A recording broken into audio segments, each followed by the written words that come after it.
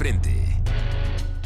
¿Qué tal? Les saludo con afecto. Soy Víctor Hugo Hernández y esto es De Frente, un espacio periodístico hecho por comunicadores de Meganoticias para hablar sobre esos temas que consideramos están en el ánimo de la opinión pública. Le invito a que en los siguientes minutos esté con nosotros y tratemos de contribuir en la construcción de una opinión pública mejor informada y mejor documentada con este intercambio de impresiones. Saludo con afecto a mi compañero y amigo Adán Olvera, que se encuentra en Querétaro. ¿Qué tal, Adán? ¿Qué tal, Víctor? Muy buena noche a toda la gente que nos ve. Te saludo. Explico la estructura del programa. En los siguientes minutos, Adán y un servidor hablaremos sobre lo que publican dos destacados analistas en medios nacionales.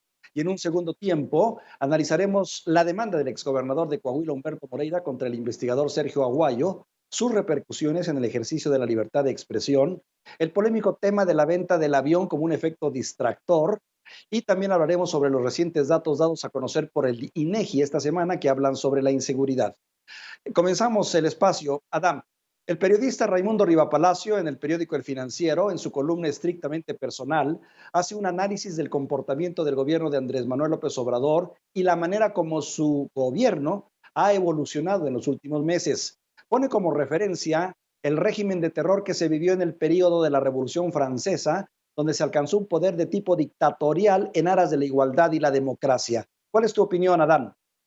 Es arriesgado hablar de que hay un poder dictatorial en México en este momento, pero no es arriesgado a lo mejor afirmar que de seguir así las cosas, pues vamos muy derechito hacia un régimen así. Porque se ha visto en otros lados, Víctor, se ha visto en Venezuela, se ha visto en Cuba, se ha visto en estos países que se han... Pero Venezuela y Cuba no son México, Adán. No, claro que no son México, pero tienen sus líderes, las estructuras del poder, se quieren parecer cada vez más, ¿eh? Se quieren parecer, ¿por qué? Porque son mayoría, son totalitarios, arrasan con sus opositores, y precisamente de esto habla Raimundo Rivapalacio. Los críticos, los opositores, los adversarios, que diario escuchamos esa palabra de adversarios.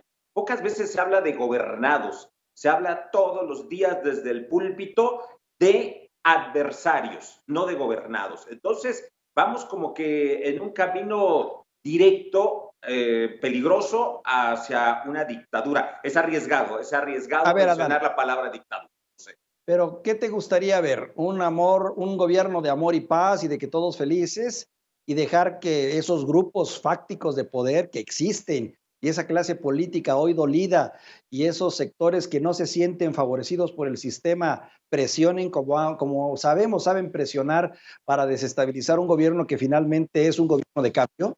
¿Qué pasó, Víctor? ¿Te estás oyendo casi como en la mañanera? ¿Te estás oyendo como que los adversarios no dejan hacer nada a este gobierno? Estoy poniendo el desorden, Adán. Sí, pues, o sea, te estás escuchando como si, los grupos fácticos no dejan hacer. No, yo creo que en todos los gobiernos que ha tenido este país ha habido opositores, ha habido críticos. El Partido de Acción Nacional fue muy crítico en su época de oposición al PRI gobierno. Y bueno, no pasaba esto. Bueno, terminaron hasta siendo amiguis los priistas y los panistas, pero ahora no se ve así. Yo creo que no se trata nada más de los grupos fácticos, se trata de ciudadanos realmente preocupados también. O bueno, es que ahora ya no se dice ciudadanos, perdón, el pueblo. Hay una parte del pueblo que ni está del lado del pueblo bueno ni del pueblo malo, que sí está preocupado el pueblo, una parte de este pueblo, por ciertas decisiones que se están tomando desde el gobierno, ¿eh?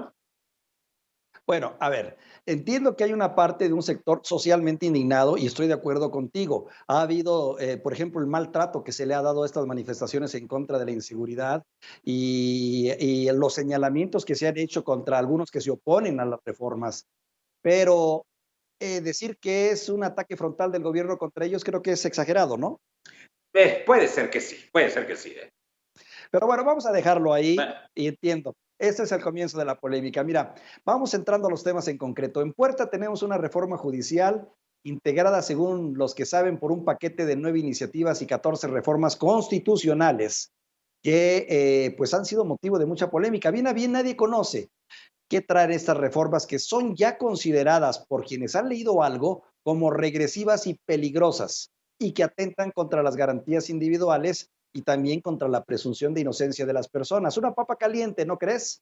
Sí, sí, lo creo, ahí sí coincido contigo, pero sí también hay que saber si efectivamente se trata de estas reformas, si su contenido es el que vendrá, porque no las conocemos. Regresar a la época del arraigo que tantos años funcionó para calmar a los opositores también, que tantos años funcionó para inculpar y para fabricar inocentes, para a los inocentes volverlos culpables más bien, pues el arraigo, regresarían esas famosas casas de arraigo donde se pasarían 30, 40, 2 meses las personas arraigadas sin un proceso judicial. Se supone, porque no lo conocemos, que esto regresaría. También las confesiones o las declaraciones sacadas bajo tortura estarían permitidas. Sí, sí. No lo conocemos. Mira, exacto, eso es a lo que voy. Suponemos, no lo conocemos y estamos haciendo comentarios un poquito al aire en ese sentido, en base a las filtraciones que hemos sabido, están ahí presentes en ese documento. Sin embargo, yo pondría dos consideraciones. Uno, ¿no crees que es importante primero conocer al pie de la letra qué es la propuesta? Y segundo, ¿también no crees que en este país necesitamos ciertas reformas radicales totalmente para poder enfrentar el tema de la inseguridad? Mira, el asunto, como lo plantean en esta columna Salvador García Soto, es que la 4T está dividida porque no se avisaron, Alfonso Durazo se supone que no está de acuerdo, el fiscal Gers Manero dice que si no le dan estos dientes, él no podrá resolver los problemas de seguridad en el país. Algo de razón debe tener, ¿no? Puede ser, pero yo creo que el mismo presidente de la República ha dicho que con abrazos, con dinero, acabándose la corrupción es como se va a resolver el problema de la inseguridad. No veo por qué tenga que regresar estas medidas coercitivas, si es que se van a plantear ahora en febrero. Yo no sé si eso va a ayudar. Hay un dicho que dice, ni tanto que apriete al santo o que alumbre al santo, ni tanto que lo queme, algo así. Sí. Lo cierto es que yo creo que estamos un poco todavía hablando al aire, al hablar de figuras que son francamente deprimentes como esa que tú dices. Así es. Santo que... Esa es la frase, ya sabes a qué me refiero, ¿no? Sí. Los dichos, como aquel personaje, el Chapulín Colorado, los cambiamos un poco, pero mira, yo creo que el asunto es que habría que esperarnos entonces a febrero, que inicie el Senado su periodo y saber efectivamente cómo vienen, cómo se va a presentar esto, si efectivamente van a ser estas medidas regresivas o más bien se trata de los adversarios que están tratando de revolver las aguas, ¿no? Ya lo estaremos discutiendo y ya lo estaremos platicando. Mientras tanto, vamos a dar un poquito el beneficio de la duda. Ahora quiero hablarte sobre una situación muy polémica y que nos involucra directamente aquí en el estado de Coahuila. Es el fallo que dio un juez civil de la Ciudad de México, un fallo a favor del polémico exgobernador de Coahuila, Humberto Moreira, en contra del académico Sergio Aguayo Quesada. Se dice que la exigencia del juez surtiría efectos si Aguayo no paga voluntariamente 10 millones de pesos. De momento, esta sentencia, tengo entendido, ha sido conjurada luego de que Aguayo pagar una fianza de 450,000 pesos. Todo esto se deriva de una denuncia interpuesta por el exgobernador, en donde acusa al investigador de afectar su buen nombre y su fama pública. El asunto ya llegó hasta la mañanera, donde el presidente se deslindó del caso argumentando independencia de poderes. ¿Qué opinas? Pues eso del buen nombre del exgobernador, yo se lo dejaría a la gente de Coahuila, opinar a distancia. Yo no sé qué tan buen nombre tenga la dinastía Moreira. Bueno, es una dinastía, Me suena burla, me suena burla lo que estás comentando. No. Mira, como ya se estila, lo digo con todo respeto.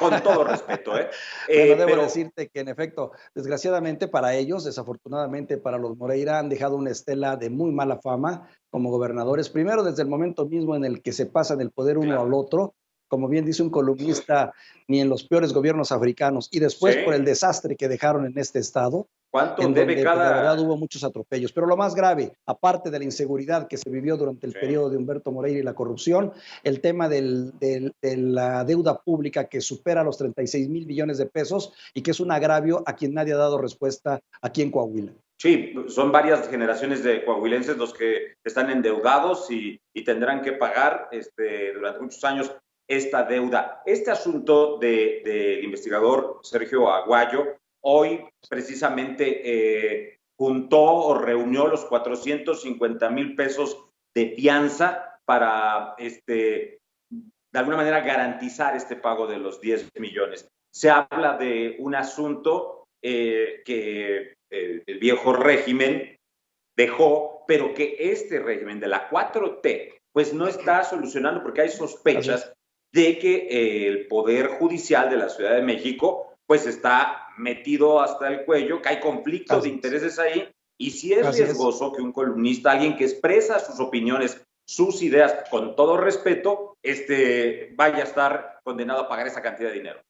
Sí, se dice que el juez que dictó la sentencia, su hermano habría sido beneficiado con una notaría pública durante el periodo de los Moreira, entre otros temas. Como también se dice, y es real, que bueno, durante el gobierno panista se le dio carpetazo a este asunto, pero creo que el presidente de la República comete un error al desentenderse de este hecho, porque pareciera ser que con esto le da luz verde a un acto de impunidad que tiene todavía muy agraviados a los coahuilenses y del cual él ahora ya no quiere saber más, argumentando que se utilizó con fines políticos en su momento y que Moreira o los Moreira estarían perdonados. Así es. Están perdonados que siguen ahí vivos en el PRI. Claro.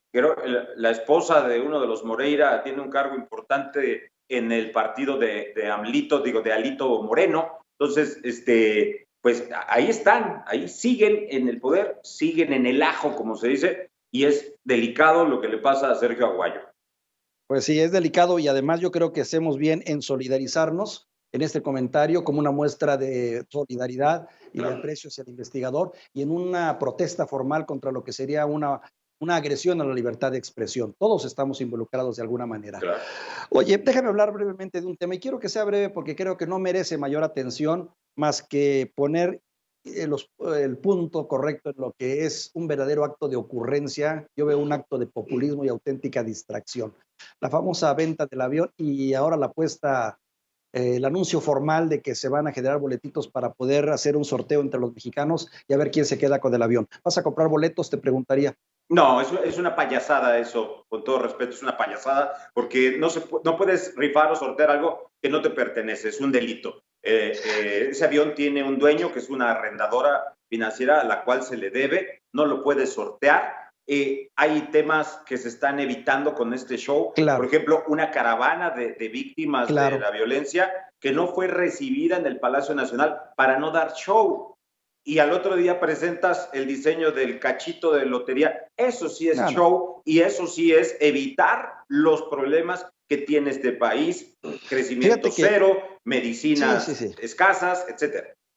Pero yo lo que veo es que esto se está convirtiendo como una especie ahora sí de auténtico circo o show, como se dice, como dicen los americanos, en el sentido de que se me hace ofensivo, ¿no? Ofensivo para una opinión pública informada, para gente pensante, para gente que sí realmente está preocupada por los intereses legítimos y genuinos del país, que se trate de distraer tan burdamente con conceptos tan burdos, tan, digamos, tan, no sé, poco elaborados como esa idea loca de que cualquier mexicano podría ser dueño de este gran avión.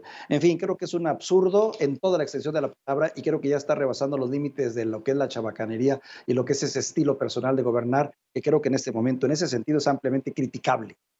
Sí, es una vergüenza que esté sucediendo esto y que en el exterior, fuera de México, nos vean como un país de verdad con esta mentalidad y con estos distractores y con estas tonterías. Es de verdad. No. Y que un presidente esté hablando con ese desparpajo de y reírse y hacerse chabacano y decir que vendiendo boletitos va a solucionar el problema de ese avión. Un problema que, por cierto, como bien tú dices, de un avión que ni siquiera está pagado correctamente y que además ha enfrentado múltiples problemas para su venta.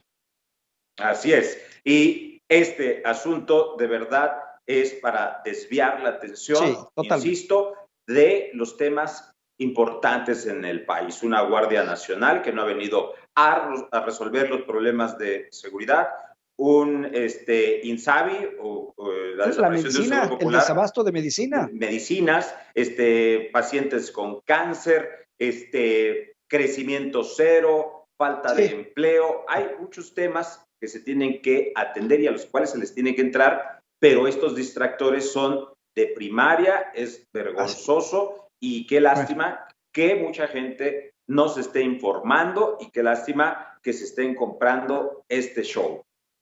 coincido en ese sentido, sí, coincido totalmente contigo y repruebo este hecho y creo que muchos lo reprueban también.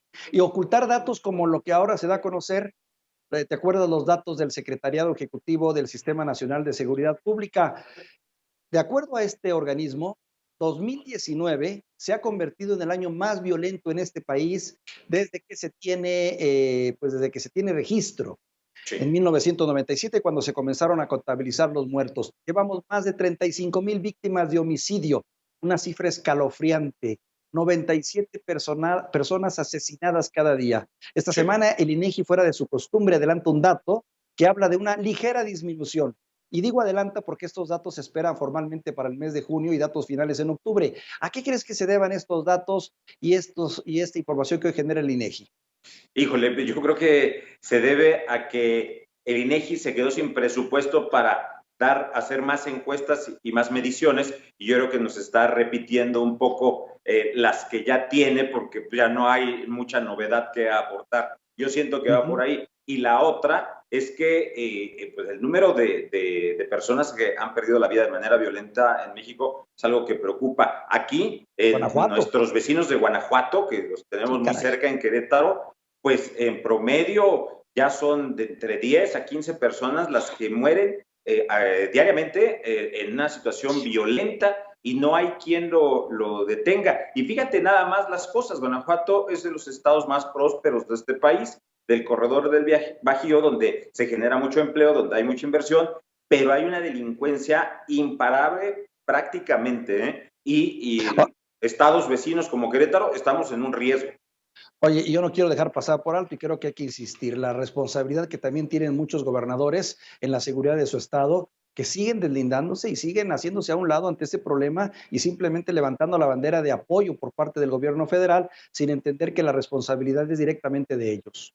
Sí, sí, sucede mucho con Guanajuato, que pues Salamanca, por ejemplo, Irapuato, Claro. claman por apoyo del gobierno del estado, no lo tienen, no lo reciben, ya los policías han desertado en Salamanca, en Irapuato, y no hay apoyo federal, la famosa Guardia Nacional no ha logrado calmar este lugar como Guanajuato, y por eso es que INEGI, me imagino, que nos adelanta las cifras o nos las recuerda para que lo tengan muy Oh, presente, cosa que no le ha de gustar mucho al gobierno federal.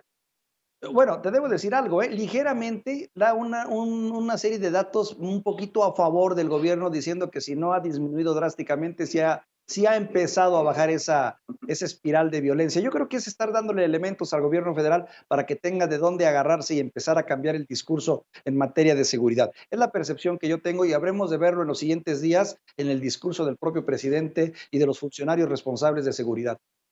Sí, pero que no se les olvide que antaño eran los muertos de Calderón, los Claro, muertos de Peña Nieto, estos son los muertos de Andrés Manuel López Obrador, así como se juzgó a los otros así es. presidentes, pues es lo mismo, son los muertos de Calderón, los muertos de Peña Nieto, los muertos de Andrés Manuel López Obrador, con una ligera disminución en este primer semestre de 2019, según el comparativo que está haciendo INEGI.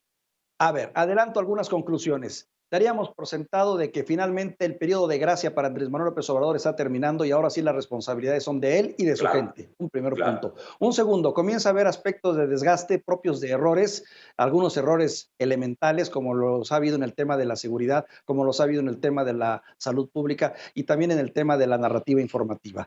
Tres, también pifias como esta del avión, que lo único que hacen es poner en mal a un presidente, así lo veo yo, y una situación que cada vez como que tiende a empeorar más, aunque les moleste mucho ahí al gobierno que se le diga esto y ellos Claro. manejen el discurso de que todo va bien. ¿No crees?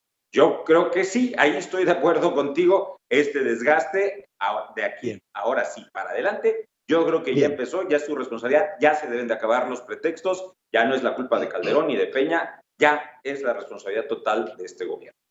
Adán, te agradezco tu opinión desde la ciudad de Querétaro y te mando un abrazo. Igualmente. Y a usted le agradezco mucho que nos haya acompañado en este ejercicio de periodismo de frente. Soy Víctor Hugo Hernández, lo mejor que esta semana y en lo que viene. Claro.